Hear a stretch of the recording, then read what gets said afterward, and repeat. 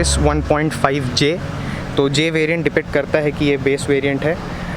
Yaris में कुल आपको 4 वेरिएंट ऑफ़र किए जाते हैं, J, G, V और VX। VX डिपेक्ट करता है कि आप टॉप वेरिएंट पे हैं और J डिपेक्ट करता है कि आप बेस वेरिएंट में हैं। तो जैसा कि आपकी रिक्वेस्ट थी कि आप बेस वेरिएंट का जो बेस वेरिएंट के अंदर जो चीज़ें ऑफ़र की जा रही हैं या जो चीज़ों में डिफरेंस है टॉप वेरिएंट और बेस वेरिएंट में, वो आप क्लियर करें।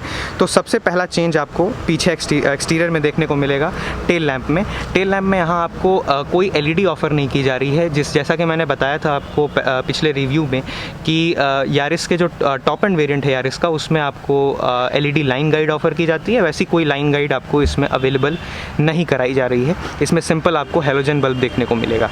ओवरऑल डिज़ाइन में कोई डिफरेंस नहीं है, जैसा आपको टॉप एंड वेरिएंट में मिलता है वैसा ही यहाँ पे भी मिलेगा। ये सिल्वर कलर आप देख रहे हैं, कलर के और भी ऑप्शंस आपको मिल जाएंगे। अभी डुअल टोन वेरिएंट भी आपको अवेलेबल है। एक अच्छी चीज़ जो है यहाँ पे वो ये है कि आपको बेस वेरिएंट में भी अलॉय व्हील्स दिए जा रहे हैं, जो कि जनरली नहीं मिलते। जनरली आपको स्टील रिम्स देखने को मिल जाते हैं बेस वेरिएंट में, या जनरली पहले 2 वेरिएंट जो है वो स्टील रिम्स वाले होते हैं। बट यहाँ पे एक अच्छी चीज़ है, अलॉय व्हील्स ऑफ़र किए जा रहे हैं आपको। साइज़ वही है 185/60 R15, तो 15 इंच के टायर मिलेंगे 185 सेक्शन के। कोई चेंज नहीं है। एक और यहाँ पे आपको चेंज दिख रहा होगा, यहाँ पे आपको कोई क्रोम डोर हैंडल ऑफ़र नहीं किया जाएगा, बॉडी कलर डोर हैंडल देखने को मिलेंगे। ये आप देख सकते हैं जो आपका एक्सटीरियर ORVM है वो आपको बिना किसी इंडिकेटर के ऑफ़र किया जा रहा है, तो बिल्ट इन इंडिकेटर नहीं है। इसके अलावा जो इंडिकेटर है वो एक्चुअली यहाँ पर आपको देखने को मिलेगा। फ्रंट में आते हैं तो आपको कोई फॉग लैम्प ऑफ़र नहीं की जा रही है। जनरली आपको फॉग लैम्प देखने को मिलती है, बट यहाँ कोई फॉग लैम्प नहीं है। और यहाँ पर आपको जो टॉप एंड वेरिएंट में DRLs देखने को मिलते हैं इस सेक्शन में, वो आपको इस बेस वेरिएंट में देखने को नहीं मिलेंगे। फिर एक अच्छी चीज़ जो मैं आपको यहाँ पे बताना चाहता हूँ वो ये है कि बेस वेरिएंट होने के बावजूद भी आपको प्रोजेक्टर हेडलैम्प्स ऑफ़र किए जा रहे हैं विथ हैलोजन सेटअप सिंपल। यहाँ पर थोड़ा सा एस्थेटिक चेंज आपको देखने को मिलेगा, वो ये है कि यहाँ पे कोई कलरिंग्स वगैरह नहीं दी जा रही हैं, कोई ग्लॉस फिनिश नहीं दी जा रही है, जिससे कि पता लगता है कि आप टॉप एंड वेरिएंट में हैं। टॉप एंड वेरिएंट में आपको यहाँ एक क्रोम स्लैट मिलता है, तो वो क्रोम स्लैट भी नहीं देखने को मिल रहा है।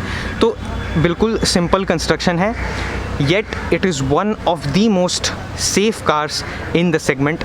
तो अगर आप सेफ्टी को अपनी प्रायोरिटी रखते हैं तो definitely you should check out Yaris, और आप कभी भी अपने नियरेस्ट टोयोटा शोरूम पे जाकर चेकआउट कर सकते हैं। तो ये है फ्रंट लुक, बिल्कुल कोई चेंज नहीं है। इनफैक्ट अभी आपको मैंने बताया फॉग लैम्प नहीं है, DRLs नहीं हैं, बट प्रोजेक्टर हेडलैम्प ऑफ़र किए जा रहे हैं।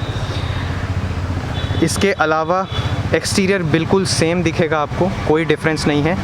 यहाँ शार्क फिन एंटीना आपको बेस वेरिएंट में भी दिया जा रहा है, कोई कॉम्प्रोमाइज़ नहीं किया गया है उससे। एक डिफरेंस है, बेस वेरिएंट में आपको बैक में कोई डिफॉगर नहीं मिलता है, तो ये एक चीज़ है जो आप शायद आप मिस आउट कर जाएंगे। बट रियर जो शील्ड है, आपकी विंडशील्ड है, उस पर आपको कोई डिफॉगर देखने को नहीं मिलेगा। बाकी सारी साइड्स सेम है। अब चलते हैं हम इंटीरियर के अंदर। सबसे पहले दोस्तों हम चाबी को भी ऑब्ज़र्व कर लेते हैं चलने से पहले।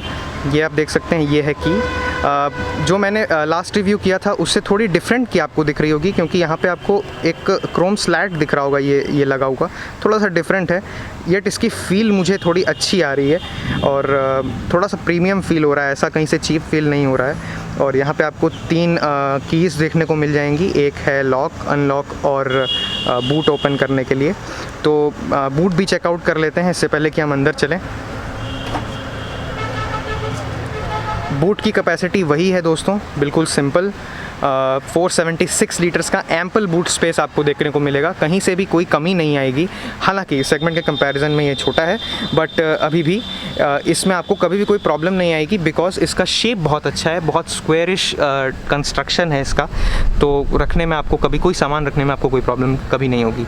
और 60/40 रियर स्प्लिट सीट्स इसमें भी आपको ऑफ़र की जाती हैं, कोई कॉम्प्रोमाइज़ नहीं किया गया है यहाँ पर भी, तो एक अच्छी चीज़ है। इसको क्लोज़ कर लेते हैं। आइए अभी ये रियर डोर ओपन करते हैं। अब पहला चेंज जो मुझे यहाँ देखने को मिला था वो था ट्रिम्स में, जो ट्रिम्स आपको ऑफ़र किए जा रहे हैं। यहाँ पे आपको कोई भी सॉफ्ट टच लेदर ऑफ़र नहीं किया जा रहा है। टॉप एंड वेरिएंट में आपको सॉफ्ट टच लेदर देखने को मिलता है। यहाँ पे लेदर नहीं है, प्लास्टिक ट्रिम ऑफ़र की जा रही है। यहाँ पे आपको सिंपल बॉडी जो आपका बेज कलर है उसी कलर में आपको डोर हैंडल भी देखने को मिलेगा। आपको टॉप एंड वेरिएंट में या उससे नीचे में आपको सिल्वर या फिर ऐसे कलर्स ऑफ़र किए जाते हैं, क्रोम या सिल्वर, और बाकी सारी चीज़ें सेम हैं। यहाँ पे फैब्रिक अपॉल्स्ट्री देखने को मिलेगी आपको, सिंपल फैब्रिक अपॉल्स्ट्री है, और यहाँ पे कोई सीट बैक पॉकेट्स नहीं है। बाकी सारी चीज़ें सेम हैं। एक आपको आर्मरेस्ट भी है विथ कप होल्डर्स, एक अच्छी चीज़ है। सबसे अच्छी बात है कि इसका सीटिंग पोजीशन मुझे बहुत अच्छा लगता है। It comes with isofix child seat mounts and 7 SRS airbags, और उसके अलावा इसकी सीटिंग पोजीशन इतनी अच्छी है, बैकरेस्ट एंगल इतना अच्छा रहता है कि आप बिल्कुल कंफर्टेबली बैठ सकते हैं। फ्रंट का पैसेंजर डोर ओपन करने पे भी दोस्तों बिल्कुल वही चीज़ देखने को मिलेगी, कोई चेंज नहीं है। इसमें आपको 6 स्पीकर का साउंड सिस्टम मिलता है, मैंने पहले भी बताया है आपको। हम ड्राइवर साइड से एंटर करते हैं, फिर बात करेंगे।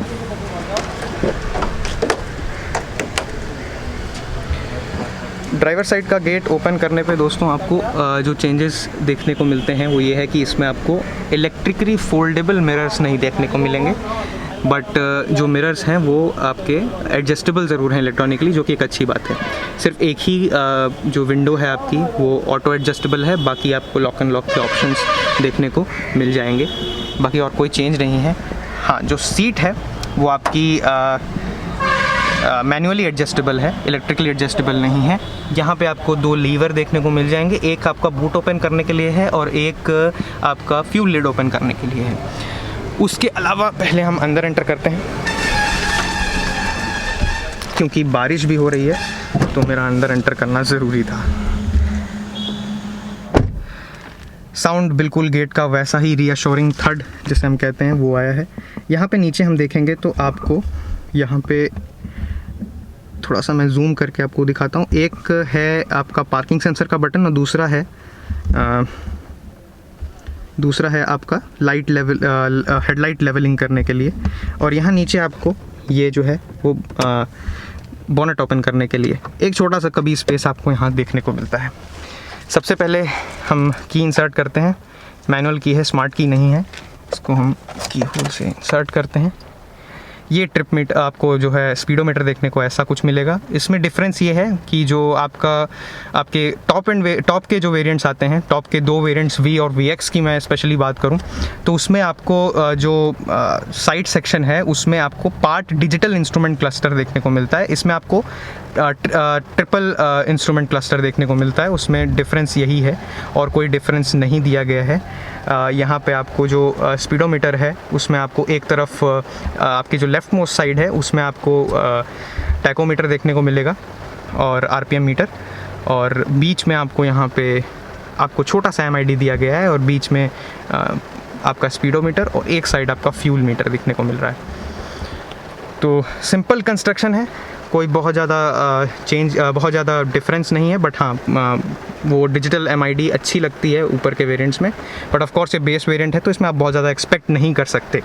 क्रूज़ कंट्रोल नहीं है, ये स्टॉक्स आपको देखने को मिल रहे हैं। ये जो मेजर चेंजेस हैं यहाँ पे उनकी मैं बात कर लेता हूँ। आपको कोई टच स्क्रीन नहीं मिल रहा है और नीचे की ओर में आपको नॉब्स मिलेंगे। क्लाइमेट कंट्रोल नहीं ऑफ़र किया जा रहा है, AC आपको अवेलेबल है, उसके अलावा आपको जो नॉब्स हैं उससे आप कंट्रोल कर सकते हैं बाकी सारी चीज़ों को। एक मैनुअल 6 स्पीड मैनुअल ट्रांसमिशन देखने को मिलेगा, और उसके अलावा ये हैंड ब्रेक है, और यहाँ पे आपको एक 2 कप होल्डर्स भी देखने को मिल रहे हैं। यहाँ पे जनरली आपको आर्मरेस्ट देखने को मिलता है। उस आर्मरेस्ट से थोड़े लोग सेटिस्फाई नहीं थे क्योंकि उसका पोजीशन जो है वो काफ़ी पीछे थी। बाकी लेग रूम वगैरह सब कुछ सेम है, मैं आपको पहले भी दिखा चुका हूँ। अगर आप और डिटेल में देखना चाहते हैं तो आप मेरा यारिस का रिव्यू चेकआउट कर सकते हैं। फिर से थोड़ी सी एस्थेटिक चीज़ों की बात मैं करता रहता हूँ तो वो यहाँ पे कर लेते हैं। वो ये है कि आपको बेस वेरिएंट में चीज़ें जो थोड़ी हटाई जाती हैं वो ये है कि जैसे आप टॉप एंड वेरिएंट में अगर आप ध्यान दिया होगा आपने तो यहाँ पे आपको एक हल्का सा क्रोम देखने को इंसर्ट मिलता है, जिससे लोगों को थोड़ी एस्थेटिक फील बढ़ जाती है। उसके अलावा ये सिंपल मैनुअल गियर बॉक्स, इसके ऊपर कोई क्रोम फिनिश वगैरह नहीं दी गई है। ये आपका ग्लव बॉक्स है, रीज़नेबल साइज़ का ग्लव बॉक्स है। सबसे अच्छी बात है कि ये कूल्ड भी है और उसके अलावा दोनों ही कंपार्टमेंट्स में आपको एम्पल स्टोरेज स्पेस देखने को मिल जाएगा। ये आप देख सकते हैं, ये दो सेक्शंस आपको दिए गए हैं, तो वो एक अच्छी चीज़ है। तो ये था इनफैक्ट कंप्लीट रिव्यू। उसके अलावा मुझे और कुछ दिखाई नहीं दे रहा है। हाँ, यहाँ पे कोई भी आपका रेन सेंसिंग वाइपर्स ऑफ़र नहीं किए जा रहे हैं। जैसा आप देख रहे हैं बारिश हो रही है और कोई रेन सेंसिंग वाइपर नहीं है। यहाँ पे आपको उसका सेंसर दिख जाता है, तो ऐसा कुछ नहीं है फ़िलहाल, और बाकी सब कुछ सेम है। स्टीयरिंग पे अगर आप देख सकते हो तो कोई भी स्टीयरिंग माउंटेड कंट्रोल्स नहीं है, बिल्कुल सिंपल स्टीयरिंग व्हील दी गई है। तो जिस प्राइस पर ये आती है उस पे definitely you are getting a lot.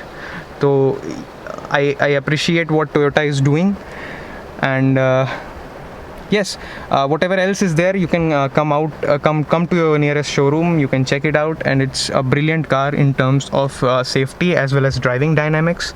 And let's see if we get a chance to drive this car.